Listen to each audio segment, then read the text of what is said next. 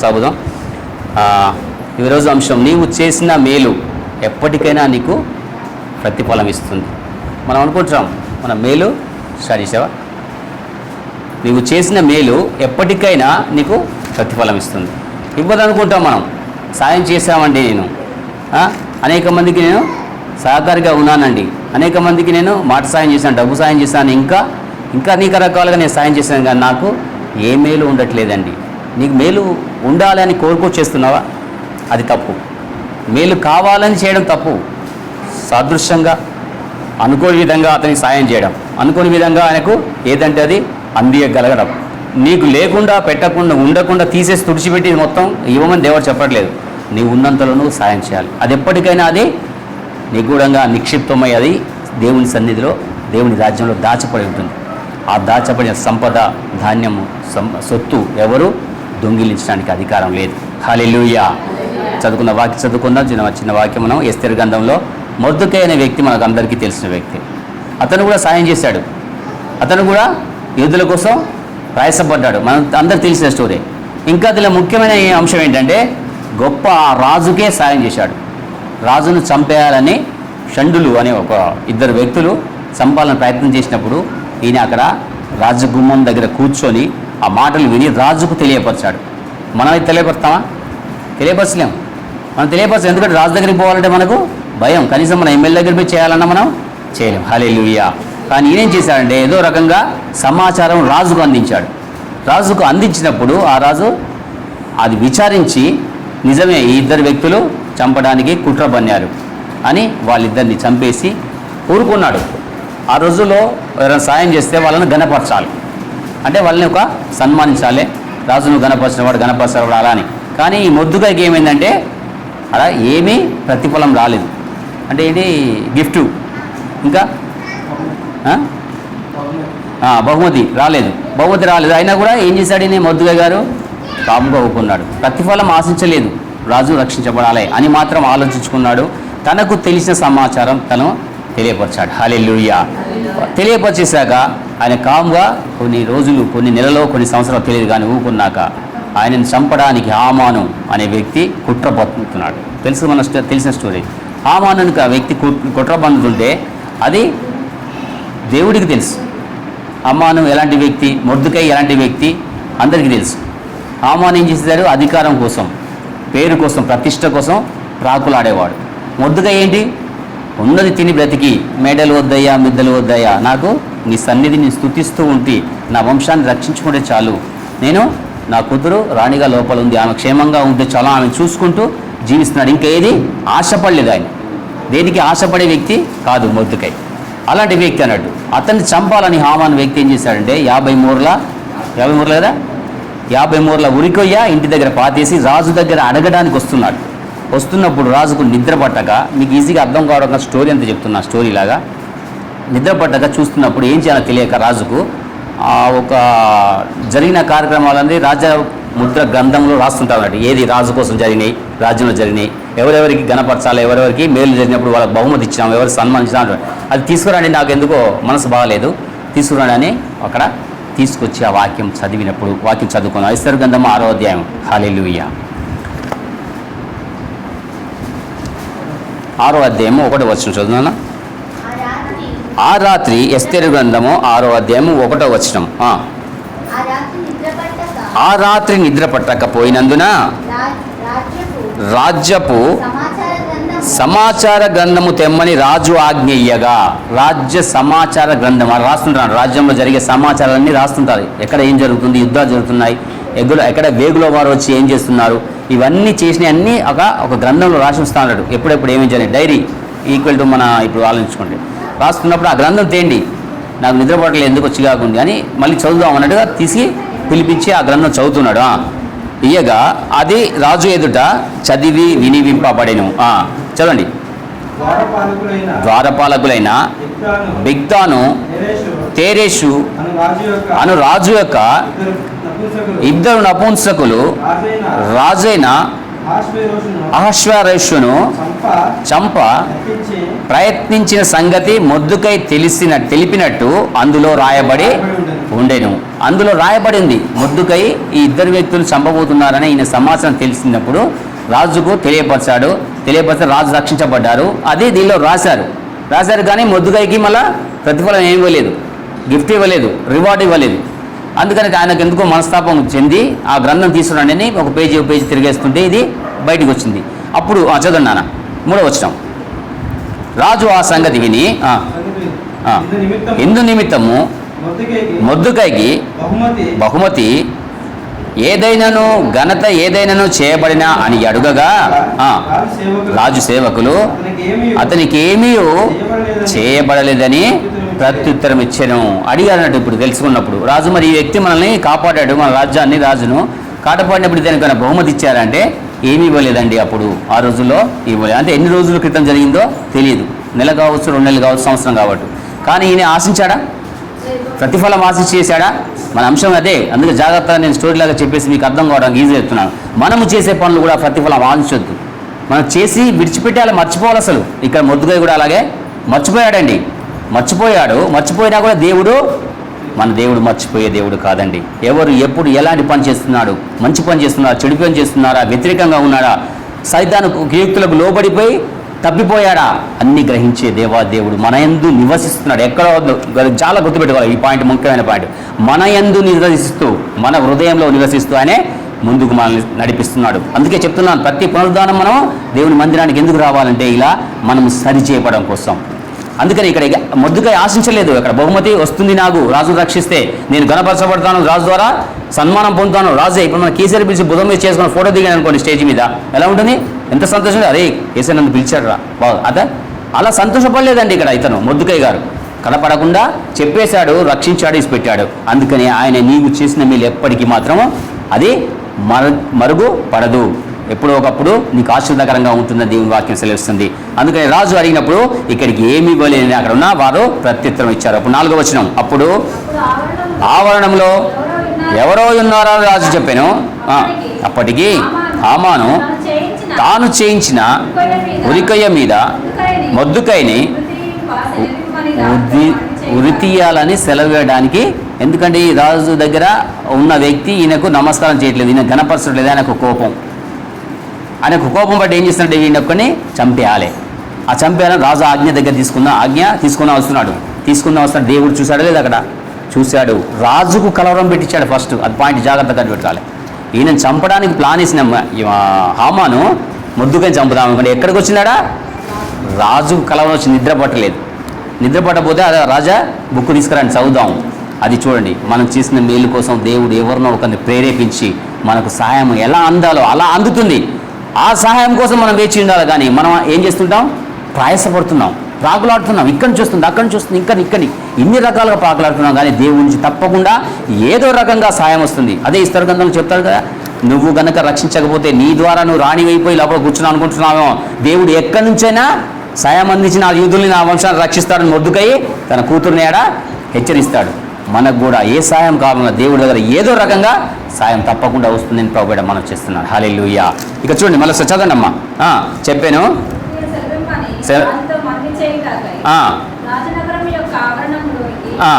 వచ్చిండెను. రాజసేవకులు ఏలేవాడా చిత్తగించుము, హామాను ఆవరణంలో నిలబడి ఉన్నాడని రాజుతో చెప్పగా రాజు అతని రాజుడై సెలవిచ్చినందున హామాను లోపలికి వచ్చాను. రాజు గణపరచనాపేక్షించు వానికి ఏమి చేయవాలని రాజును అతన్ని అడుగగా. ఇక్కడ చూడండి, అది చంపడానికి వస్తుంటే ఈయన ఏమైంది? గలవరం వచ్చేసి ఇదంతా నడిచింది తెలియదు కదా హామానుకు. ఆర్డర్ తీసుకోవడానికి, చంపేయడానికి వచ్చాడు. అయితే ఏం చేస్తున్నాడు? ఈయన ప్రధాన వ్యక్తి కదా హామాను, కాబట్టి అడుగుతున్నాడు. మరి రాజును చంపడానికి ప్రయత్నించిన వ్యక్తి మనల్ని రక్షించాడయ్యా, మరి అది ఏమీ మన బహుమతి లేదు, ఎలా గణపరచాలి? తెలియదు కదా రాజుకు. పక్కకున్న మంత్రి చెప్పాలి, సేనాధిపతి చెప్పాలి. ఈయన ఒక మంత్రి స్టేజ్లో ఉన్నాడు రాజు తర్వాత. అయితే ఆయన అనుకుంటున్నాడు, నాకంటే రాజుకు క్షేమంగా మాట్లాడి రాజును రక్షించిన వాడు ఎవడు అని ఇంకొంచెం ఎక్కువ చెప్పాడు. ఏం చెప్పాడు చూడండి ఒకసారి కింద వాక్యాలు. నన్నుగాగా, చూడు మనసులో అనుకుంటాడు, ఎలా అనుకుంటాడు? నన్నుగాగా అది అనుకుంటాడు.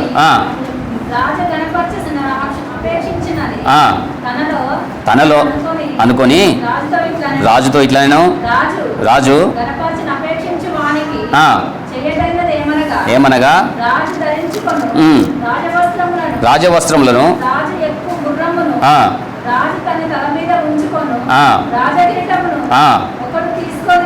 రాగా ఘనుడైన రాజు యొక్క అధిపతులలో ఒకడు ఆ వస్త్రములను ఆ గుర్రములను పట్టుకొని రాజు గణపరచని అపేక్షించు వానికి ఆ వస్త్రములను ధరింపచేసి ఆ గుర్రం మీద అతన్ని ఎక్కించి రాజవీధిలో అతని నడిపించుచు రాజు గణపరచని ఆపేక్షించే వానికి ఈ ప్రకారము చేయదగునని చెప్తున్నాడు. హల్లెలూయా. ఈ రకంగా గణపరచాలయ్యా. ఈ రకంగా గణపరిస్తే ఇంకా రాజు కోసం నాకు ఇంత ఘనత వస్తుందా అని అందరూ రాజుకు విధేయులై ఉంటారు. అది ఎలా అనుకున్నాడు మనసులో? ఆయన అనుకుందేంటి, ఇది నాకే జరుగుతుంది అనుకుంటున్నాడు. ఎవరికి వారు నాకు ఘనత వస్తుంది అనుకోవద్దు, ఎవరికి వారు నేను హెచ్చరి జీవితం అనుకోవద్దు. ఇక్కడ చాలా చాలా ఉన్నాయి. ఇక్కడ ఈ యొక్క 11 వచనాల లోపులోనే చాలా అర్థాలు ఉన్నాయి. చాలా జాగ్రత్తగా స్లోగా సింపుల్గా ఉంది. రాజు గణపతి ఆక్షేపం ఏం చేయాలంటే రాజు గణపరచు అనే ఒక ముక్కతో అయిపోయింది, సింపుల్గా ఆలోచిస్తే 11 వచనాల్లో. కానీ చాలా ఉంది. మనం అనుకుంటాం మనమే ఘనంగా హెచ్చించుకుంటాం, మనకు మనమే ఇంకా ఎంతో గొప్పవాడుగా హెచ్చించుకుంటాం. అలా హెచ్చించుకుని అంటున్నాడు, ఇలా చేయండి అయ్యా. ఏదో చిన్నది రాజవస్త్రం జరిపించి ఏదో బహుమతి అయిపోతుంది అని చెప్పి చిన్న ముక్క ఎంత చెప్పాడు అతను, ఇంకా చాలా ఎక్కువ చెప్పాడు.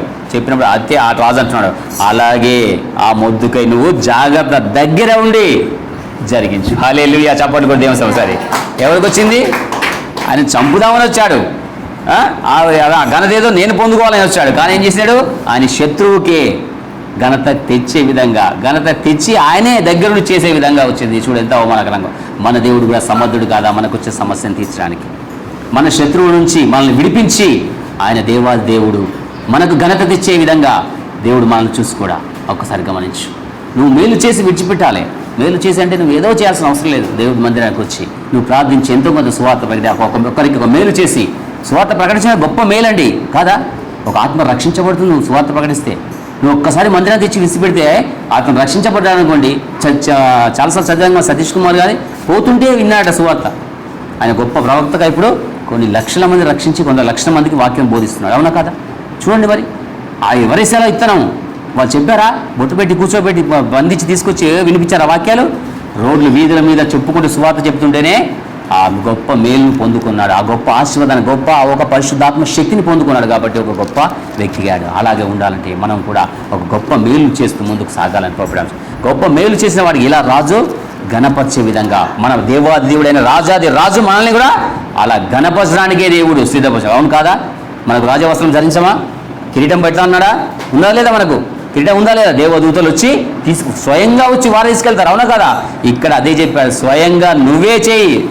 దేవదూతలు అక్కడ అంటే దేవదూత స్టేజ్ అక్కడ ఉంది, ఆయనే పోగొట్టుకున్నాడు. అక్కడ ఉన్న దేవదూతలు కూడా అదే లూసిఫర్ ఏం చేసింది? అదే పోగొట్టుకుంది, త్రోసివేయబడింది. ఇక్కడ కూడా ఇయామాన్ అనే వ్యక్తి కూడా రాజు తర్వాత రాజంతటి వాడు, గొప్ప స్థితిలో ఉన్నవాడు, రాజ్యాన్నంతా ఏలేవాడు, రాజ్యానికంతా శాసించే అధికారం ఇచ్చేస్తే ఏం చేస్తున్నాడు? అహంకారం వచ్చేసింది. మనకు కూడా అలాగే ఉందండి. దేవుని మందిరంలోకి వచ్చేసి దేవుని నమ్ముకొని నాకు ఇంత వచ్చేస్తుంది అంత వచ్చేస్తుంది, నన్ను నేనే హెచ్చించుకుంటున్నాను అని ప్రతి ఒక్కరు ఎలా అనుకుంటున్నారు? ఎవరిది వాళ్ళు ఆత్మ విమర్శ చేసుకొని దానిలో మారిపోవాలి. మన హృదయాలు మార్చుకోవాలి. మనల్ని గణపరచకపోతే ప్రభు ఇంకెవరిని గణపరుస్తాడు? నేను రక్షణ బాప్తి తీసుకొని నాకు పరలోకం ఏమైపోతే ఇంకెవరికి ఇస్తాడు అన్నారనుకోండి, ఏమనుందా? పరలోక రాజ్యం నీకే వస్తుందా? నమ్ముతాం మనం? మరి రాజా ధనవంతుడు కూడా చేశాడు కదా, అన్ని పూజలు అన్నీ చేశాడు కదా, వచ్చిందా? ఒక్కసారి ఆలోచించుకుని అప్పే సహోదరా సహోదరు. అందుకే దేవుని వాక్యం సెలవుస్తుంది, గణపరచబడవద్దు. ఎందుకంటే నువ్వు చేసిన మేలు మర్చిపోవాలి. ఇలా మొద్దుకాయ ఏం చేశాడంటే మర్చిపోయాడు. హల్లెలూయా. మర్చిపోయినా కూడా రాజు గణపరిచే విధంగా ముందుకు సాగే జీవితాన్ని ఆయనకు అనుగ్రహించాడు. చదవమ్మా. అందుకు రాజు నీవు చెప్పిన ప్రకారమే శీఘ్రముగా ఆ వస్త్రములను ఆ గుర్రమును తీసుకుని రాజు గుమ్మమున వద్ద కూర్చుండి ఉన్న యూదుడైన మొద్దుకైకి అలాగ చేయము, నీవు చెప్పిన దానిలో ఒక్కటి విడవక అంతయు చేయమని హామానుకు ఆజ్ఞాపించెను. హామానుకు ఆజ్ఞ మన కోసం మనకు దేవ వస్త్రములు, జీవ కిరీటము కదా, జీవ కిరీటం ఇస్తానాడా, అన్ని ధరించి ఏ ఒక్కటి జరిగిపోకుండా నా ప్రియకుమారుని ఈ లోకానికి పంపించి రక్తం చిందించి ప్రాణం అర్పించి ఆ సాదృశ్యంగా లేబెట్టిన ఈ బిడ్డలందరినీ మీరందరూ తీసుకురాపోండి అని మాకు దేవతలు వచ్చేసి ఆ ప్రకారం జరిగించు. ఎందుకంటే నేను ప్రేమించిన నా ప్రియకుమారుని యేసు క్రీస్తు రక్తం చిందించగా ఈ బిడ్డలందరూ రక్షించబడ్డారు. ఈ బిడ్డలు ఒక్కరు తప్పిపోవద్దు. రాజు వస్త్రములు ధరించి, రాజ కిరీటం ధరించి, రాజ వీధుల్లో ఆ పరలోక రాజ్యంలో గణపరచు అని దేవదూతలు మనకు సిద్ధం చేసి ఉంచాడు. ఆ సిద్ధపాటు మనం పొందుకుందామా? లేకుంటే మనం చేసిన మేళ్ళ కోసం మనం గొప్పలు చెప్పుకుంటూ మనం ఇంకా తగ్గిపోయే స్థితిలో ఉంటుంటాం. ఒక్కసారి ఆలోచించుకొని ప్రభుపేట మనం చేస్తున్నాం. చదువు 11 వచ్చాం. ఆ ప్రకారమే హామాను ఆ వస్త్రములను ఆ గుర్రమును తీసుకొని మొర్దెకైకి ఆ వస్త్రమును ధరింపచేసి ఆ గుర్రం మీద అతన్ని ఎక్కించి రాజవీధిలో అతన్ని నడిపించుచు రాజు ఘనపరచన ఆపేక్షించు వాని ఈ ప్రకారము చేయదగునని అతనికి ముందర చాటించను. చప్పట్లు కొట్టి దేవుని సంప్రసారి. హల్లెలూయా. రాజును ఘనపరచిన వారికి మనం ఎవరిని ఘనపరచాలి? ఇప్పుడు ఏ రాజును ఘనపరచాలి? ఈ లోకంలో మంత్రులు, ముఖ్యమంత్రులు, ప్రధానమంత్రులు ఘనపరచాలి. మన పరిస్థితి అలాగే ఉందండి. ఇక్కడ ఉన్న ముఖ్యమంత్రులు కనపరుస్తున్నాం, ఇక్కడ ఉన్న మంత్రులు వార్డు మెంబర్లు కనపడదు. ఎందుకంటే వాడు వచ్చి సంతకం పెడితేనే, వార్డు మెంబర్ సంతకం సిఫార్సు చేస్తేనే, వీఆర్ఓ సిఫార్సు చేస్తేనే మనకి ఫ్లాట్ వస్తుందట. అక్కడ రాజును కనపరచయ్యా. రాజ వీధుల్లో గుర్రం ఎక్కించి జీవ కిరీటం ఇచ్చి రాజ వస్త్రం ధరింపచేసి నిన్ను తీసుకువెళ్తాను దేవదూతలు సిద్ధపడి ఉంటే మనం ఈ లోక రీతిలో ఆలోచిస్తున్నాం. అందుకే ఇక్కడ ఇందాక పాట పాడింది, ధనము వద్దయ్యా మాకు, ధాన్యము వద్దయ్యా, మేడలు వద్దయ్యా మాకు, మిద్దెలు. ఎందుకంటే ఇక్కడ ఈ లోకంలో నువ్వు కావాలన్నా వద్దన్నా దేవుడు ఏం చేస్తాడు? ఏది ఎంత ఎవరికి కావాలో ఇచ్చే దేవుడు. కావాలి కావాలి కావాలి కొట్లతో వస్తుందా? నాకు వద్దనుకున్నా వస్తుంది. హల్లెలూయా. నాకు ఈ ఉద్యోగం కావాలని నేను ఎప్పుడు పోలేదు. నేను ఉద్యోగం అప్పుడు సెలక్షన్స్ అప్పుడు నేను పోలేదండి. 20 మంది పోయాను. ఇంతకుముందు చెప్పాను అనుకుంటా మీకు. 20 మంది పోతే 19 సెలెక్ట్ కాలేదు, నేను ఒక్కడిని సెలెక్ట్ అయ్యాను. హల్లెలూయా. చప్పలకు దేవుని ఒకసారి. ఇప్పటికి మా ఫ్రెండ్స్ నేను మా ఊరికి వెళ్తే కోపడతాను, నిన్ను అనవసరంగా తీసుకెళ్ళాను రా ఇక్కడ సెలక్షన్స్ అప్పుడు, నిన్ను తీసుకెళ్ళి మేము పొరపాటు చేశాను అంటారు. యా సెలెక్టెడ్ పర్సన్ మనం చెప్పారు కదా. Yes, I'm a selected person in police job. మరొకసారి నా దేవుడు నాకు సెలెక్ట్ చేశాడు ఈ యొక్క పరిచర్యలో. ఈరోజు నువ్వు కూడా సెలెక్టెడ్ పర్సన్, నువ్వు కూడా సెలెక్టెడ్ పర్సన్. హల్లెలూయా. సెలెక్ట్ చేశాడండి రాజవస్త్రములను ధరించడానికి, జీవ కిరీటం ఇచ్చి నిన్ను ఆ ఒక దేవుని మందిరంలో నీ పేరు నీకు ఇచ్చిన అది పొందుకునే వానికి తెలుసు. మా ప్రకటన గ్రంథం 3వ అధ్యాయం రాయబడింది. పొందుకున్నావు నువ్వు. హల్లెలూయా. నీకు మాత్రమే తెలుసు పరలోక రాజ్యంలో నా పేరు లిఖించబడి లేదా పొందుకున్నావు. నీకు తెలియదా? నా పేరు లిఖించబడింది, నీకు తెలియదా? అది పోగొట్టుకోవద్దని ప్రయోజనం. ఎందుకంటే దేవుడు చేసే మేలు ఎన్నో గొప్పవి. రాజును గణపరిచిన వారు ఈ విధంగా ఉంటారు. మన రాజును గణపరచాలి, మన రాజును మనము హెచ్చించాలి. మనం ఈ లోకంలో చేసిన మేళ్ళన్నీ మర్చిపోవాలి.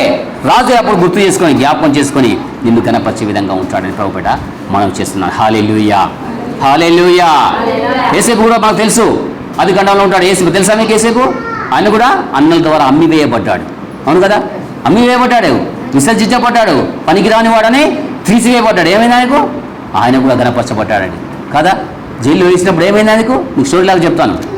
జైల్లో వేసినప్పుడు ఇద్దరు రాజు దగ్గర ఉన్న పాన గాయకులు ఇద్దరు వచ్చినప్పుడు కళ్ళగన్నారు వాళ్ళు. కళ్ళు చూడండి, వాక్యం చూస్తే మీకు ఈజీగా అర్థమవుతుంది. ఆదికాండం 40వ అధ్యాయం 1వ వచనం, క్షమించండి 8వ వచనం. ఆదికాండం 40:8 వచనం.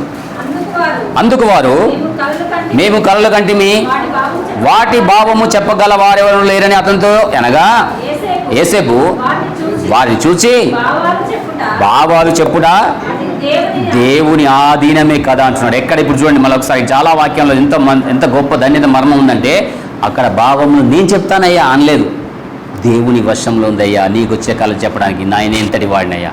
మనం అనుకుంటున్నాం కొంతమంది కళలు చెప్పినప్పుడు ఇదండి అదండి అని. అది మన విషయమా, వశమా? దేవుని వశం, దేవుని నీలో ఉండి మాట్లాడుతున్నాడు. ఇక్కడ కూడా అక్కడ దేవుణ్ణి గణపరచాడు. ఈ వాక్యంలో జాగ్రత్తగా గమనించేస్తే దేవుణ్ణి గణపరచాలి. మనం ప్రతి విషయంలో ఏది జరిగినా దేవుణ్ణి ముందర తీసుకురావాలి, దేవుణ్ణి ముందు పెట్టాలి. మనం దేవుని తీసుకొచ్చి మనం గణపరిచే విధంగా ఉండాలి. అప్పుడు నువ్వు హెచ్చించబడతావు. రాజును గణపరిచిన వాడికి ఎలా సన్మానం ఉందో చూడండి. మన దేవుడు రాజాది రాజును మనం గణపరిస్తే మనకు పరలోక రాజ్యంలో సన్మానం, ఈ లోక రాజ్యంలో కూడా మనకు సన్మానం ఉంటుంది. మనం అంటుండగా దేవుని బిడ్డలు రావాలి, చచ్చిపోయాడు, చచ్చిన పాముతో సమానం, ఎన్ని అన్నవాడు తిరగబడే వ్యక్తి కాదు అనే విధంగా నీ ప్రవర్తన మారిపోవాలి. వారికి మేలు చేయాలి. నువ్వు ఎంత నష్టపరిచినా ప్రభువైన యేసుక్రీస్తు కూడా అలాగే మేలు చేశాడండి. ఎన్ని దెబ్బలు తిన్నాడండి. ఉమ్మి కూడా వేశారు ముఖం మీద, ప్రవచించమని ముఖం మీద గుడ్డ వేసి కొట్టారు. ఎవరు కొట్టారు చెప్పని? అవమానపరిచి చేశాక ఏం చేశాడు? మేలు చేశాడా లేకుంటే కీడు చేశాడా? తండ్రి వీళ్ళని చంపే, వీళ్ళన్నా కొడుతున్నారు అన్నాడా? క్షమించయ్యా అన్నాడు. ఆ హృదయం నీలో ఉందా నాలో ఉందా? ఒక్కసారి ఆలోచించుకో నా ప్రియ సహోదరా. ఉండాలని చెప్తున్నాడు ఇక్కడ. ఈరోజు ఇక్కడ దేవుని మైండ్కి వచ్చాడు. ఇలా కలగన్నామయ్యా, మాకు జైల్లో ఉన్నారు వాళ్ళందరూ కలిసి. జైల్లో ఎవరికి ఉంటారండి? ఎవరికి లేదు, వాళ్ళే మాట్లాడుకోవాలి. ఇలా వచ్చింది కళ. రాజు దగ్గర నేను ద్రాక్షరసం ఇచ్చేవాడినయ్యా, గొప్ప ఉద్యోగం, రాజు పక్కకు 24 గంటలు రాజుతో ఉండే గొప్ప ధన్యత ఉన్నదన్ను ఒక అపవాది వ్యక్తులను బట్టి నా మీద తప్పుడు సాక్ష్యం పెట్టి నన్ను జైల్లో పడేశారు. నాకు ఈ రాత్రి కళ వచ్చిందయ్యా అంటే ఇది నా వశం కాదయ్యా, దేవుని వశం. అయినా నీకు చెప్తాను, ఏంటి చెప్పంటే ఆ కళ వివరించబడింది. ఒక వ్యక్తికి 3 రోజులలో రాజు దగ్గరికి మళ్ళీ నీ ఉద్యోగం నీకు వస్తున్నాడు, ఒక వ్యక్తి ఉరి శిక్ష వేయబడుతుంది ఆయన అని చెప్పాడు. చెప్పినట్టు జరిగిందా లేదా? అది దేవుని వశంలో ఉంటే నీ నోట ఏది వచ్చినా జరుగుతుంది. ఆమేన్, హల్లెలూయా. దేవుని గణపరిచినట్లయితే నీ నోట ఏది వస్తే, నువ్వు ఏది అడిగితే, ఏది కావాలో, ఏది కోరుకుంటే అది నీకు అనుగ్రహించబడుతుంది, అనుగ్రహించబడును గాక. ఆమేన్, హల్లెలూయా. గట్టిగా చప్పట్లు కొడదాం దేవుని. అలా వాళ్ళు చెప్పారు. చెప్పినప్పుడు ఏమన్నారు తెలియజేసేపు ఒకసారి 14 వచనం చూడండి. కాబట్టి మీకు క్షేమం కలిగినప్పుడు నన్ను జ్ఞాపకం చేసుకొని నా యందు కనుకరించి మాట్లాడి ఈ ఇంటిలో నుండి నన్ను బయటికి రప్పించుము అంటున్నాడు.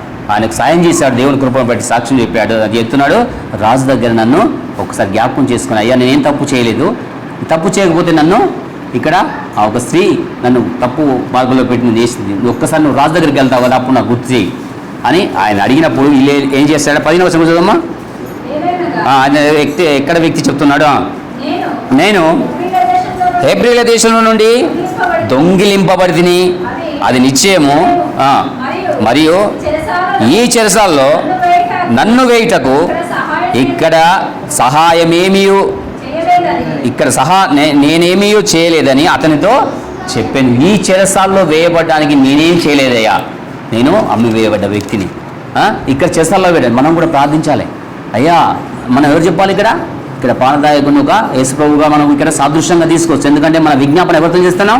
యేసుప్రభు ద్వారా ప్రభుగా అర్పించుకున్నాం. అయ్యా ఇక్కడ ఈ ఒక్క చెరసాల్లో నేను జీవిస్తున్నానయ్యా, నీ రాజ్యంలో తండ్రికి మొరపెట్టినప్పుడు నన్ను జ్ఞాపకం చేసుకోయ్యా, నా కోసం విజ్ఞాపన చేయ, రాజు దగ్గర చెప్పయ్యా, నేను ఇక్కడ ఉన్నాను కానీ ఈ లోకమైన చెరసాల్లో, ఇక్కడ యేసేపు ఎలా ఉన్నాడు అంటున్నాడు, చెరసాల్లో ఉన్నాను కానీ నేనేం తప్పు చేయలేదు అంటున్నాడు.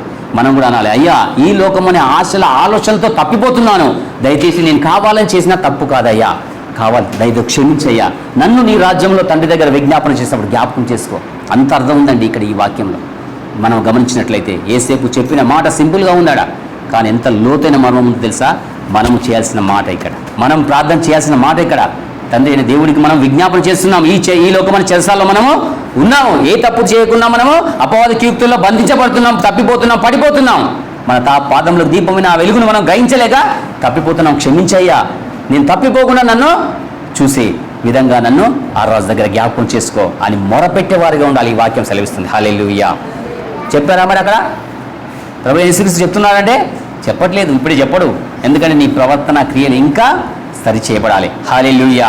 చదువు 23వ వచనం చూడడం ఒకసారి. అయితే పానదాయకుల అధిపతి యేసేపును జ్ఞాపకం చేసుకున్న అతనే మర్చిపోయాడండి. మళ్ళీ ఆయనకు ఉద్యోగం వచ్చింది, రాజు దగ్గర ఉన్నాడు, రాజు పానదాయకులు ఇస్తుంటే ఏం చేశాడు? యేసేపును మర్చిపోయాడు కదా. చెప్పండి, నా రాజు దగ్గర చెప్పండి చెప్పాడు కదా. రాజు దగ్గర చెప్పినప్పుడు ఏమైంది?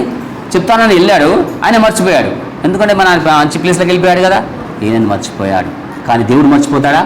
మర్చిపోడండి. ఇక్కడ మన ప్రార్థన అదే ఉండాలి. అయ్యా ఈ లోకమనే చెరసాల్లో నేను జీవిస్తున్నాను, ఈ పాపము నేను చేయలేదయ్యా, అయినా నేను శిక్ష అనుభవిస్తున్నాను, దయతో క్షమించి నన్ను నీ రాజ్యంలో తండ్రి దగ్గర జ్ఞాపకం చేసుకో అని చెప్పినప్పుడు మన హృదయాన్ని పరిశీలించడానికి కొద్ది కాలం మనకు దేవుడు ఏమి సమాధానం ఇవ్వడు. మనం అనుకుంటున్నాం బాగా ప్రార్థన చేశామండి, అయ్యగా ప్రార్థన చేశాడు, మేము చేసాము, మేము వారం రోజులు ఉపవాసం ఉండి ప్రార్థన చేసామండి, నెల రోజులు ఉన్నామండి, ప్రతిరోజు మందిరం వచ్చి నేను పడుకుంటున్నానండి అని అంటున్నాం. కానీ దేవుడు సైలెంట్గా ఎందుకు ఉంటున్నాడంటే అది నీ ఉత్తుతి పాత్ర దొంగ ప్రార్థన. తెలుసుకోవాలా? దేవుడు పరీక్షించొద్దా? ఇలా యేసేపు కూడా ఇక్కడ పరీక్ష 2 సంవత్సరాలు, ఒకరోజు కాదు, 2 రోజులు కాదు, 2 సంవత్సరాలు ఈ పానదాయకునికి మర్చిపోయే విధంగా చేశాడు. హల్లెలూయా. మర్చిపోయే విధంగా చేసి ఈయన పనిలో ఈయన ఉన్నాడు, పాప ఆయన జైల్లో సేమ్ మళ్ళీ ఆయన కష్టాలు ఆయనలో ఉన్నాడు. హల్లెలూయా. కట్లో ఉన్నా కూడా దేవుడు మర్చిపోయాడు. అక్కడ ఇక్కడ మేలు చేశాడు, అయినా కీడు చేశాడు. యేసేపు గారు అక్కడ మేలే చేశాడు. ఇద్దరికి మేలు చేస్తే ఏమైంది? మేలుకు ప్రతిఫలము దొరకలేదు. ప్రతిఫలం దొరికింది అక్కడ. జాగ్రత్తగా గమనించాల వాక్యం. చాలా చాలా మర్మాలైన దీంట్లో మనం ఈ లోకంలో జైల్లో ఉన్నట్టుగా దేవుడు ఇక్కడ చూపిస్తున్నాడు. ఈ లోకంలో పాపం నేను చేయకుండా తప్పిదం పడిపోతున్నానయ్యా క్షమించమని ప్రార్థన విజ్ఞాపన చేసే విధంగా దేవుడు ఇక్కడ లిఖించాడు. మళ్ళీ మన ప్రార్థన విజ్ఞాపన కొద్దిసేపు చెవిగా ఆగుతున్నాడు. ఇంతకాలం వ్యర్థంగా, ఇంతకాలం సమయం ఎంత లేట్ అవుతుంది అంటే మనల్ని పరీక్షిస్తున్నాడని ఒకసారి ఆలోచించుకోవాలి. 2 సంవత్సరములు ఆ బాధలు అనుభవించాడు యోసేపు. అప్పుడు కానీ మళ్ళీ రాజుకే మళ్ళీ ఒక కల వచ్చింది.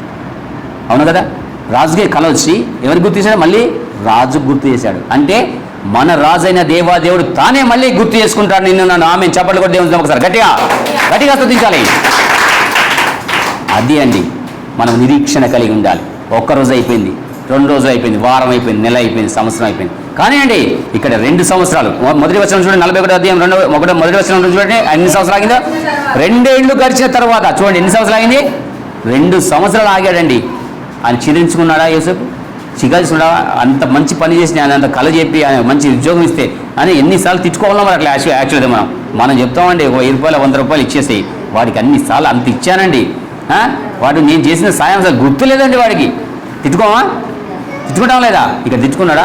ఆయన జీవితాన్నే ఇస్తే, మంచి ప్రధానమంత్రి పోస్ట్ దగ్గర, మంచి రాజు దగ్గరనే మంచి ప్రధానమైన ఉద్యోగం ఇప్పిస్తే నన్ను మాత్రం జ్ఞాపకం చేసుకోలేదు. ఎన్ని అనుకున్నాడా? అనుకోలేదండి. పరదేశంలో ఉన్నాడు. ఇక్కడ మరొకసారి గుర్తుపెట్టుకోండి, మనం కూడా ఈ లోకతిలో పరదేశంలో ఉన్నాం. అది మనం అస్సలు మర్చిపోతుంది. ఇక్కడ యోసేపు కూడా పరదేశంలో, దేవుడు అంటే తెలియని అన్య స్థితిలో ఉన్న దేశంలో నివసిస్తున్నాడు. పవిత్రంగా, పరిశుద్ధంగా ఆయన ఎటువంటి విషయంలో తప్పిపోకుండా జీవిస్తున్నాడు. ఈరోజు కూడా మనం మీద పరదేశంలో ఉన్నాం. పాపం అనే లోకంలో ఉన్నాం. పాపం అనే మనుషుల మధ్యలో జీవిస్తున్నాం. పాపం కమ్ముకుపోయిన స్థలంలో మనం జీవిస్తున్నాం. ఏ అపవిత్రత అంటకుండా జాగ్రత్తగా మనం కలువ పూలు ఎలా బురదలో నుంచి పుష్పిస్తే ఎలా బురద అంటకుండా వికసించి సువాసన వెలుస్తుందో అలాంటి స్థితిలో మనము ఉన్నాము. ఉండేలాగా దేవుడు మనం చేశాడండి. హల్లెలూయా, దేవుడికి స్తోత్రం. అలా మనం ఏ మురికి అంటకుండా, ఏ అపవిత్రత, ఏ పాపము, ఏ దోషములు, ఏ తాగుడు, ఏ విచారం, ఆలోచనలు రాకుండా మనం ఏమైనా పవిత్రంగా ఈ పరదేశంలో యేసేపు ఎలా పవిత్రంగా ఉన్నాడో ఈరోజు పరదేశంలో మనం కూడా ఈ లోకమైన జైల్లో కూడా మనం అంత పవిత్రంగా ఉండి దేవునికి మొరపెట్టే వారిగా ఉండాలి. 1-2 నెలలు ఆలోచించొద్దండి. మన సమస్యకు దేవుడు పరిష్కరించే దేవుడు, ఆయనే జ్ఞాపకం చేసుకుంటాడు. నువ్వు ప్రార్థన చేసి విడిచిపెట్టాలి. ఇక్కడ యేసేపు కూడా చెప్పేసి ప్రార్థన చేసేసి ఆయనకు ఈ కళ జరుగుతుంది అని చెప్పేసి విడిచిపెట్టాడు. అంతేనా కదా? అంతే కదా. మళ్ళీ ఎవరికి గుర్తొచ్చింది? రాజుకే గుర్తులాగా చేశాడు. రాజు అంటున్నాడు, నాకు కళ వచ్చింది, ఈ కళకు భావం చెప్పేవారు ఎవరు అంటే అప్పుడు గుర్తొచ్చింది ఈ పానదాయకుడు, ఇది నా తప్పిదమే. కింద వచ్చిన చూడడం ఏ వచనం ఉంటుంది? 9వ వచనం చూడమ్మా, 41:9. నేడు నా తప్పిదములను జ్ఞాపకం చేసుకున్న అప్పుడు ఆయన జ్ఞాపకం వచ్చింది. అయ్యో, యేసేపు అనే ఒక వ్యక్తి జైల్లో ఉన్నప్పుడు నాకు కళ భావం చెప్పాడు, దాని ప్రకారం నడిచింది. మా రాజుగారికి కూడా ఒక గొప్ప కళ వచ్చింది, దీన్ని విప్పి చెప్పగల సమర్థుడు ఆయనే అని రాజు దగ్గర ఉంటాడు కదా. మా రాజుకు ఎప్పుడు గ్లాస్ అందించేవాడంటే ఇంటి పక్క అంటే చెయ్యి పక్కకే ఉంటాడు. అయ్యా ఇలా జరిగిందయ్యా, నాకు 3 రోజులకు ఇస్తా అంటే మేము ఉద్యోగం ఇచ్చారా, ఇంకో వ్యక్తిని మీరు వృద్ధి ఇచ్చారయ్యా అని చెప్తే ఆయన పిలిపించాడు. అక్కడ చూడండి, పిలిపించిన విధానం ఎక్కడుంది? 39వ వచనం చూడమ్మా, 41వ అధ్యాయం ఆదికాండం 41:39. మరియు ఫరో దేవుడు ఇదంతయు నీకు తెలియపడి, ఇక్కడ చెప్తున్న వాక్యం ఇక్కడ చెప్పాక, ఈ కళ గురించి చెప్పాక, ఆ పానదాయకుడు చెప్పాక ఇదంతా జరిగినప్పుడు అతను పిలిపించాడు అన్నట్టు కూడా కింద ఉంటుంది చూడండి ఒకసారి.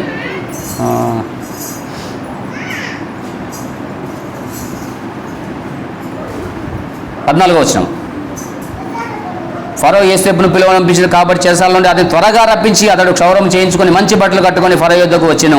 ఫరో యేసేపుతో, నేను ఒక కల కంటిని, దాని భావం తెలపగల వాడెవరు లేడు. నీవు కలను విన్న ఎడల దాని భావము తెలపగలవని నిన్ను గూర్చి వింటినని. ఇక్కడ జాగ్రత్త, మరొకసారిగా నిన్ను గూర్చి వింటినని. అవును కదా, నువ్వు బాగా ప్రార్థన చేస్తావని నేను విన్నానయ్యా ఈ లోకంలో అనుకోవాలి, నీకోసం నా కోసం. దేవుని మందిరంలో ఒక బలమైన సాధనంగా బాధపడుతున్నావు, నువ్వు దేవుని శక్తి అయినావని మన కోసం ఒక సాక్ష్యం చెప్పాలి. ఒక రాజు, మన దేవాదేవుడు చెప్పాలి, నువ్వు పవిత్రుడిగా పరిశుద్ధుడిగా ఈ లోకంలో ఉన్నావు, నేను విన్నాను అని మన దేవుడు మనల్ని అభినందించాలండి. నువ్వు పరిశుద్ధుని. ఇక్కడ జాగ్రత్తగా వాక్యాలు చదువుతున్నప్పుడు చాలా ఇవన్నీ మనకు సాదృశ్యంగా రాసిన వాక్యాలే.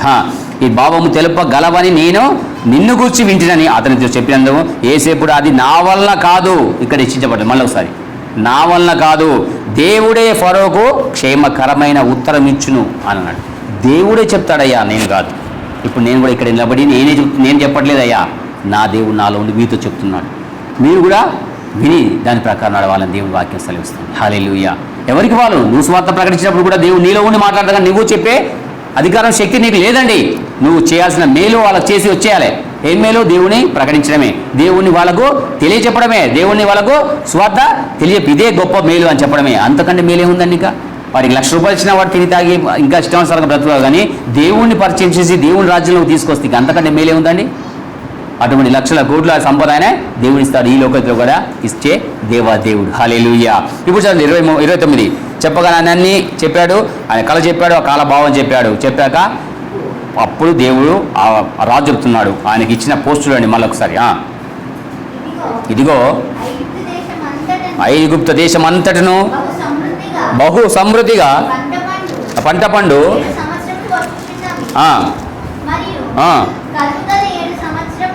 ఇది ఎన్నో చదువుతున్నాం 39 చదువు. మరియు ఫరో దేవుడు ఇదంతయు నీకు తెలియపరిచిన కళభావం చెప్పాడు, కళ జరగబోయి చెప్పాడు. 7 సంవత్సరాలు తెగులు వస్తారు, 7 సంవత్సరాలు విస్తారమైన పంట పండుతుంది. అప్పుడు దాచిపెట్టినట్లయితే ఆ సంపద మిగతా వచ్చే 7 సంవత్సరాల కరువు కాలము ఈ దేశానికి రాకుండా దేవుడు కాపాడడానికి ముందే నిన్ను హెచ్చరించాడు అని చెప్పాడు కళకు భావం. ఈ రోజులో మనకు కూడా ముందే జరగబోయి హెచ్చరిస్తున్నాడు. మనము దాన్ని గ్రహించట్లేదు. ప్రియ సహోదరి, ప్రియ జనాంగమ్మ, దేవుని బిడ్డలారా అని చెప్తున్న వాక్యం ఏంటంటే ముందే దేవుడు మనకు జరగబోయి చెప్తుంటాడు, మనం గ్రహిస్తాం కానీ దాన్ని పట్టించుకోం. కానీ ఇక్కడ రాజు పట్టించుకున్నాడు కాబట్టి ఆ దేశం అంతా ఏమైంది? కరువు లేకుండా 7-14 సంవత్సరాలు ఎంతో విస్తారమైన పంటతో ఇంకా పక్క దేశాలకు కూడా ఇవ్వడానికి గొప్ప శక్తి గల దేశంగా దేవుడు తీసింది. ఎందుకంటే దేవుడి మాటకు లోబట్టారు. ఈ రోజులో మనం ఎలా ఉంటున్నాం? మనల్ని దేవుడు హెచ్చరిస్తున్నాడు, ఈ తప్పు చేస్తున్నాం, ఈ తప్పు ఇక్కడ తప్పు అని చెప్పినా కూడా ఏం చేస్తున్నాం? అదే చేస్తున్నాం. కానీ ఆ తప్పని తెలిసి విడిచిపెడితే నిన్ను ఏ ఒక తెగులు రాకుండా, ఏ ఒక కరువు కాలం రాకుండా నీకు నీ కుటుంబానికి దేవుడు హెచ్చించి ఆయన హస్తం తోడుగా ఉంచి నడిపించే దేవుడు, నిన్ను ఒక నాయకుడిగా చేసే దేవుడు. అలాగే జరిగింది ఇక్కడ. ఆయన చెప్పే నీ ఇంతకంటే దేవుడు వాక్యము, దేవుడి మాట, దేవుడి ద్వారా దాసుడిగా మాట్లాడే మాటల ద్వారా చెప్పే వ్యక్తి ఎవరు ఉండదయ్యా, నువ్వే ఆ పని కార్యక్రమం చూసుకో అని దేవుడు యోసేపును హెచ్చించి యోసేపుకు ప్రధాన ఒక మంత్రి లాంటి పోస్టు ఇప్పించాడు. చదవండి అది. ఇప్పుడు గలవారు ఎవరు లేరు. 40 వచనం. 40 ఎవరు లేరు, నీవు నా ఇంటి అధికారివై ఉండవలెను. చప్పట్లు కొట్టి దేవుని హల్లెలూయా. ఏం చెప్తున్నాడు?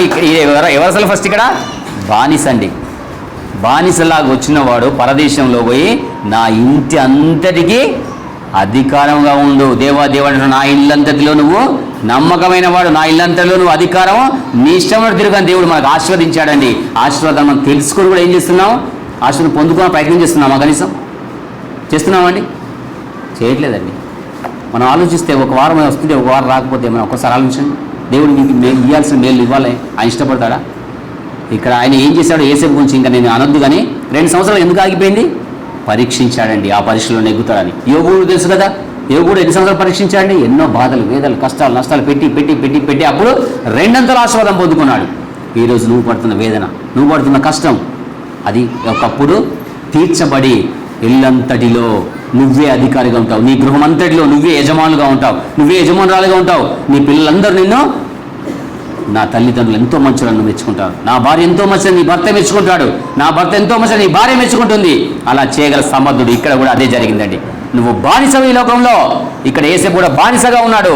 దేవుని అనుసరించాడు, దేవుని పట్టుకున్నాడు, దేవుని ఎప్పుడు విడిచిపెట్టలేదు. ఏ పాపంలో పడిపోకుండా ఉంటే రాజుకే కలబెట్టి రాజు రాజ్యమే కరువు వచ్చేలా చేసి ఇదంతా చెప్పడానికి ఎవరు సమర్థులు అంటే అక్కడ వాళ్ళ దగ్గర లేరా? శాస్త్రులు లేరా? అక్కడ వాళ్ళు చూస్తారు కదా, శకునం చూసేవాళ్ళు లేరా? కొన్ని 100 మంది ఉంటారు రాజులో. కానీ ఎవరికి జ్ఞానంలో రాకుండా వాళ్ళ జ్ఞానాన్నంతా మాపేసి ఒక్క యోసేపుకే వచ్చే విధంగా చేసి రాజుకు కలవరం పెట్టి తీసుకొచ్చి చెప్పించి రాజ్యం అంతటికీ నువ్వే అధికారం అని దేవుడు చేసే గల సమర్థుడు నా దేవుడు. హల్లెలూయా. చదవండి. నా ప్రజలందరూ నీకు విధేయులై ఇందురు. సింహాసనం విషయంలో మాత్రమే నేను నీకంటే పైవాడనే ఉందని యోసేపుతో చెప్పాను. ఒక సింహాసనం అంటే ఆ కూర్చోకటయ్యా, నేను వచ్చి కూర్చొని తీర్పులు తీర్చి వెళ్ళిపోతాను, అదొక్కటే. కానీ మిగతా అంతా దేవుని స్తోత్రం. గట్టిగా చెప్పలేదు దేవుని స్తోత్రం. హల్లెలూయా. ఇప్పుడు ప్రభైన దేవాదేవుడు మనకు అంతకంటే అధికారం ఇవ్వట్లేదా? పరలోక రాజ్యంలో సర్వసంపదను మనకు ఇవ్వట్లేదా? ఆయన అనుభవిస్తాడు అవి. ఆయన కూర్చొని పరిశుద్ధుడు నిత్యము స్తుతింపబడుచున్న దేవాదేవుడు మనందరం ఏం చేస్తాను? ఆ గొప్ప బంగారు సింహాసనం ఎదుట కూర్చొని మనం హాయిగా ఒక ఏంటది మా వజ్ర వైద్యాలు గల బంగారు వీధుల్లో మనము అనుభవిస్తూ ఇదంతా నీదే, నువ్వు స్తుతిస్తూ నువ్వు తిరుగు, నేను ఇక్కడ కూర్చుంటాను దేవుడు. ఇక్కడ కూడా ఫరాదే అంటున్నాడు యోసేపుతోని. ఎన్ని అర్థాలున్నాయి తెలుసని చూడండి. ఆ బైబిల్ గ్రంథం చదువుతుంటే ఎంత తీయగా ఉంటుంది, ఎంత లోతుగా వెళ్తుంటే దేవుడు మన కోసం మనకు సాదృష్టంగా మలిచి రాసి ఇచ్చిన మన ఈ ప్రేమ లేఖ. చప్పట్లు కొడదాం దేవునికి. సరే హల్లెలూయా. ప్రేమతో రాసి ఇచ్చిన ఈ ప్రేమ లేఖను మనము గమనించాలి. అందుకే చదువుకోవాలి. ప్రియుడికి ప్రేమ లేఖ రాస్తే ఎన్నిసార్లు చదువుకుంటుంది? ఎవరికైనా తెలుసా? ఎవరైనా రాశారా? నేను అప్పుడు రాసేది కవితలు. హల్లెలూయా. కవితలు రాసేప్పుడు చాలా రాసేది. మా కాన్స్టిట్యూట్లో ఒక 94 బ్యాచ్లో ఒక అమ్మాయిని అక్కడ ఏదో డ్యూటీ వెళ్ళినప్పుడు, ఆ అమ్మాయి ఉందని నేను చేసుకుంటాను కదా, ఆ అమ్మాయికి రాయాలి, వీడికి తెలుగు రాదు, వాడు తమిళ అతను. అంటే నేను 2-3 చూసినాను. లేదు చికాకు మనం చెప్తాం కదా అని లేదని చాలా ఎంబడబడుతున్నాడు. అమ్మాయి చేసుకోవాలి. ఆమెకు ఏదో లెటర్ రాయాలని తాపత్రయం. ఇంకో ఫ్రెండ్ వానికి ఇద్దరు వాళ్ళ బ్యాచ్లు సీను అప్పుడప్పుడు రాత్రి ఏదో చూద్దాం అంటే నాకు చెప్పారు. ఇదంతా తలనొప్పి నాకేందా అంటే ఇలా రాయను అంటే ఒక్కొక్కరు రాశా ఏదో దేవుడి కృపను బట్టి. అంటే దేవుడు అప్పటి నుంచి నాలో ఉన్నాడు కానీ ఇది కాదు, కానీ మంచి లవ్ సో మంచిది. వాళ్ళంతా అది చూసి వాళ్ళకి తలగా తిరిగిపోయింది. ఇటువంటి లేక ఒకటి రాయడం లవ్ లెటర్ ఇంత మంచిదా, ఈ అమ్మాయి ఆడ ఇక అనొద్దు ఫ్లాట్. హల్లెలూయా. అలాగే దేవుడు నిన్ను ఫ్లాట్ చేయడం కోసం, నన్ను ఫ్లాట్ చేయడానికి ప్రేమ లేఖ రాసిచ్చి నీకు నా కోసం లిఖించి ఇచ్చాడండి. రాజ్యంలో అధికారం అంతా నీదే, ఒక సింహాసనం మాత్రమే నాది. అంతటి అధికారం దేవుడు మనకు అనుగ్రహించున్నాడు. ఈ ప్రేమ లేఖను మనం నిత్యము చదువుకోవాలి. ఎన్నిసార్లు చదివినా అది తీయదనము ఉద్భవిస్తూనే ఉంటుంది. హల్లెలూయా. ఎన్నిసార్లు చదివినా ఆ తీపిని మనం వివరిస్తూనే ఉంటాం. ఎన్ని సంవత్సరాలైనా వివరిస్తున్నాం. ఇంకా రాబోయే తరంలో ఎన్ని సంవత్సరాలైనా ఈ తీపిని పంచుతూనే ఉంటారండి ప్రతి ఒక్క జనాంగంలో. హల్లెలూయా. అటువంటి గొప్ప శక్తి సాధనమైంది ఈ బైబిల్ గ్రంథం. అటువంటి శక్తి సాధనమైంది ఒక దేవుని వాక్కు ద్వారా వచ్చిన మాటలండి ఇవి. దీన్ని తీసివేయడానికి ఒక్క పొల్లైన సున్నాన్ని తీసడానికి కలపడానికి లేదు. అందుకని క్లారిటీగా దేవుడు మనకు రాసిచ్చాడు. నిన్ను రాజు, నా సింహాసనం తప్పించి నీకే అధికారం, ఏదన్నా చేసుకో. చదవండి, త్వరగా చదవండి, ఇంకా చాలా ఉంది. మరియు ఫరో చూడుము, ఐగుప్తు దేశం అంతటి మీద నిన్ను నియమించి ఉన్నానని యోసేపుతో చెప్పెను. మరియు ఫరో తన చేతికున్న తన ఉంగరము తీసి యోసేపు చేతికి పెట్టి సన్నపు నార బట్టలు అతనికి తొడిగించి అతని మెడకు బంగారు గొలుసు వేసి, ఇక్కడ కూడా మళ్ళీ రాజవస్త్రములు ధరించాడు.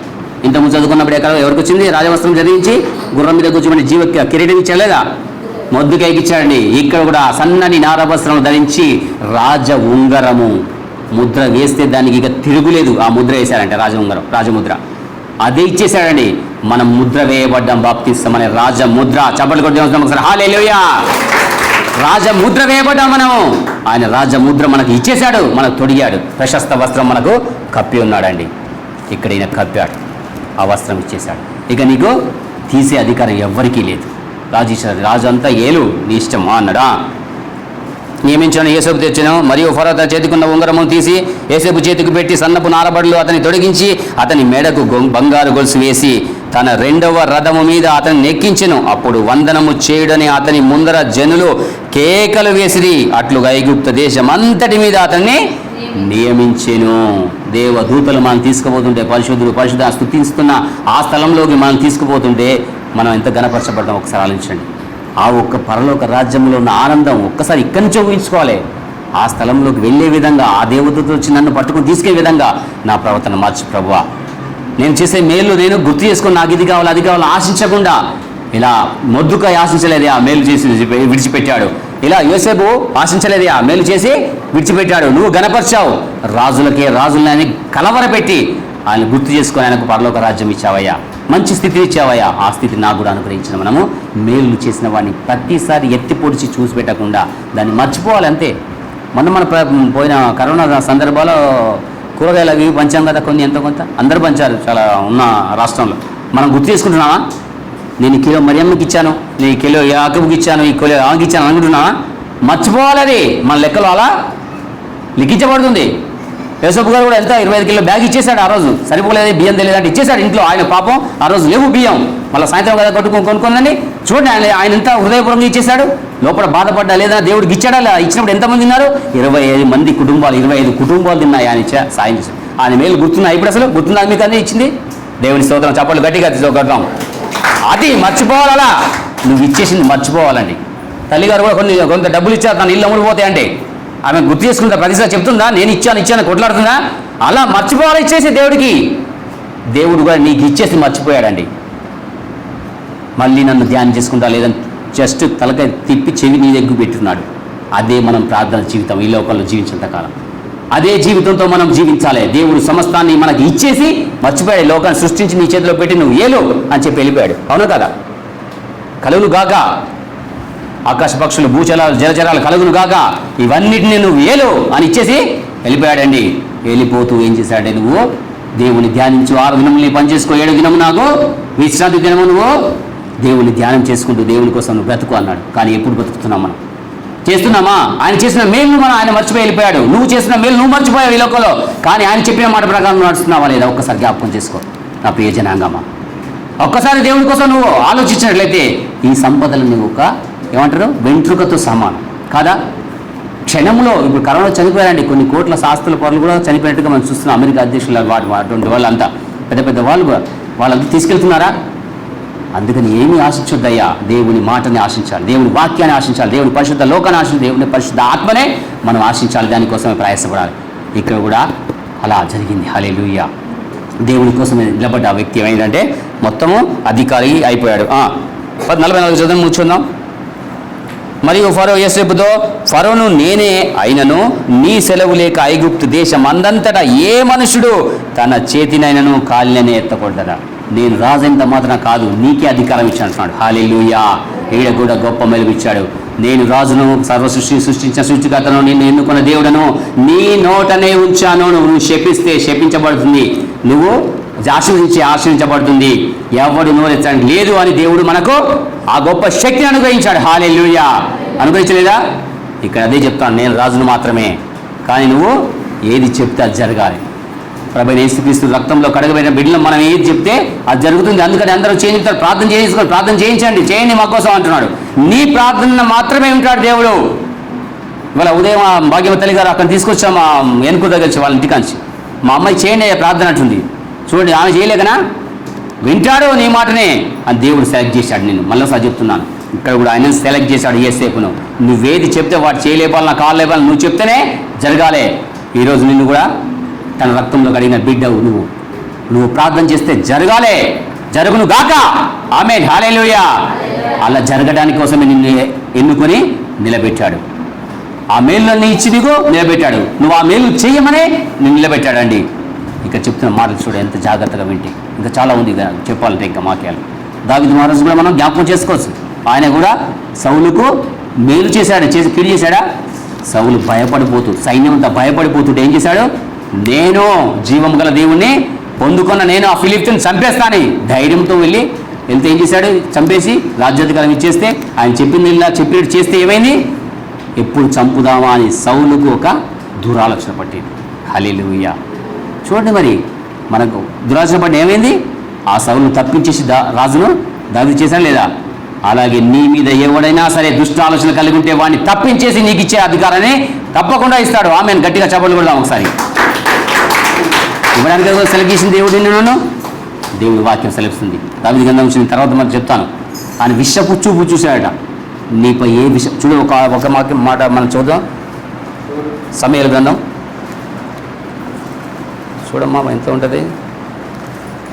మొదటి సమూయేలులో ఉంటుంది 18వ అధ్యాయం.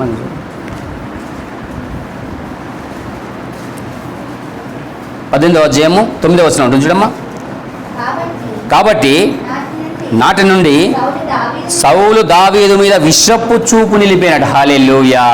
నీ మీద ఎవడైనా సరే నువ్వు చేసిన మేలు నువ్వు చేసి మర్చిపోతే, సౌలుకి ఇంతకుముందే ఈ ముందు పేజీలో ఉంటుంది 17వ అధ్యాయంలో, ఫిలిప్తీని చంపేసి రాజ్యాధికారాన్ని మళ్ళీ ఇచ్చేసి అన్నీ చేసి మళ్ళీ ఏది చెబితే అది చేస్తూ ముందుకు సాగిపోతున్న ఆయన మీద కొంతమంది ఏం చేశారు? అక్కడ మంచివాడు దావీదు 10,000 స్తోత్రం దావీదుకు, 1000 స్తోత్రం సౌలుకు అనగానే ఈయనకి వచ్చేసింది, పార్షాలిటీ వచ్చేసింది. రాజు నేను మనకు వస్తుంది కదా. మన కొంచెం మన మనుషులు అయితే ఏమంటారు, మన చుట్టుపక్కల ఉన్న అన్నిలు బాగా మిడిమిడిచి పడుతున్న కొంచెం ఆస్తి కలిసి వచ్చింది. అది ఆ విషపు చూపు చూసే వాడిని తప్పించేసి నీకు అధికారం ఇస్తాడు. దావీదు కూడా అలాగే ఇచ్చాడు. ప్రియ సహోదరి, నువ్వు కూడా ఆ స్థితిలో ఉన్నావు. నీ నోటనే మంచి వాక్యం. రోజు ఎవడు కాలు ఎత్తాలన్నా, చెయ్యి ఎత్తాలన్నా, మాట మాట్లాడాలన్నా నువ్వు చెప్తేనే నేను వింటాను, వాడి మీద తీసుకుంటాను అంటున్నాడు. దేవుడు అధికారం మనకి ఇచ్చాడు. నువ్వు ప్రార్థన చేస్తే నా బిడ్డ రక్షిస్తాను, నువ్వు ప్రార్థన చేస్తే నా బిడ్డకు స్వస్థిస్తాను, నువ్వు ప్రార్థన చేస్తే నా బిడ్డను పరలోక రాజ్యంలో జీవ గ్రంథంలో లెక్కించి ఆయనకు రక్షణ బాప్తిజం ఇస్తాను అని నిన్ను సెలెక్ట్ చేస్తాడు. ప్రియ సహోదరుడా, ఆ గొప్ప ధన్యతను మనం పోగొట్టుకోకుండా దేవుని రాజ్య స్థాపనకి మనం సమితిలో వెలగాలని ప్రభుపేట మనం చేస్తున్నాను. నువ్వు చేసిన మేలు ఎప్పుడు జ్ఞాపకం చేసుకో. నువ్వు ఇచ్చిన కానుకలు, నువ్వు ఇచ్చిన దేవుని హృదయాన్ని అర్పించిన అర్పణను ఎప్పుడు నేను ఇచ్చానని దేవుడి దగ్గర ఎప్పుడు మొరపెట్టద్దు. ప్రభువా, నాకు ఇంకా ఏమి కావాలి, నాకు ఇంకా నేను ఎలా బ్రతకాలి అనే ఆలోచన కలిగి ఉండాలని. కానీ మనం ఈ చేసే మేలులు మర్చిపోతే అది ఎప్పటికైనా ప్రతిఫలం వస్తుంది. నేను 3 వ్యక్తులు చూపించాను, ఇంకా దాని చాలా స్టోరీ ఉంటుంది. కానీ ఒక వ్యక్తి ఎవరు? మొర్దెకై. రెండో వ్యక్తి ఎవరు చెప్పండి గట్టిగా? యోసేపు. మూడోది దావీదు మహారాజు. ముగ్గురు వ్యక్తులు చూపెట్టాను. ఇంకా చాలా ఉన్నారు బైబిల్ గ్రంథంలో, చాలా చెప్పుకుంటూ పోతే. మేలులు చేసి మర్చిపోయారు. రాజ్యం పోతుంటే గజగజ వణుకుతూ దాక్కుంటుంటే సౌలు సైన్యం, ఈ చిన్న పిల్లవాడు దావీదు వచ్చి మేలు చేస్తే ఆ మేలు మర్చిపోయి విషపు చూపి అని చంపేయండి అని ఆర్డర్ కూడా ఇచ్చాడు. చూడండి ఒకసారి. హల్లెలూయా. చంపేయండి అని చెప్పి అక్కడ చెప్పాడు. 19వ అధ్యాయం 1వ వచనం. అంతటా సౌలు మీరు దావీదును చంపవలసినదని తన కుమారుడైన యోనాతానుకు తన సేవకులందరితోనూ చెప్పగా, విషపు చూపు చంపేసినా కూడా చంపనిచ్చాడా దావీదును? చంపనీయలేదండి. నా మీద నా కుమారుడి మీద విషపు చూపు చూస్తావా, నా కుమారుడు చంపాలని చూస్తావా అని దురాత్మ అంధకార శక్తుల్ని సమూహంగా తప్పించేసి రాజ్యాధికారం నాకు ఇవ్వడానికి దావీదుని ఎలా రాజుగా చేశాడో నిన్ను నేను ఆ పరలోక రాజ్యంలో రాజ్యాధికారం ఇవ్వడానికి దేవుని సిద్ధంగా ఉన్నాడు. చప్పట్లు కూడా దేవుని సిద్ధం. హల్లెలూయా. ప్రియ సహోదరుడా, విన్నవాక్యం హృదయాలు బదిలపరుచుకొని నేను చేసిన మేలు మర్చిపోయి ఆ మేలు పొందుకునే విధంగా నా జీవితాన్ని ముందుకు నడిపించు అని ప్రార్థన చేసుకుందాం. చిన్న మాటలు దేవుడు దీవించును గాక. ఆమేన్. ప్రార్థన చేసుకుందాం. మహాపరిశుద్ధ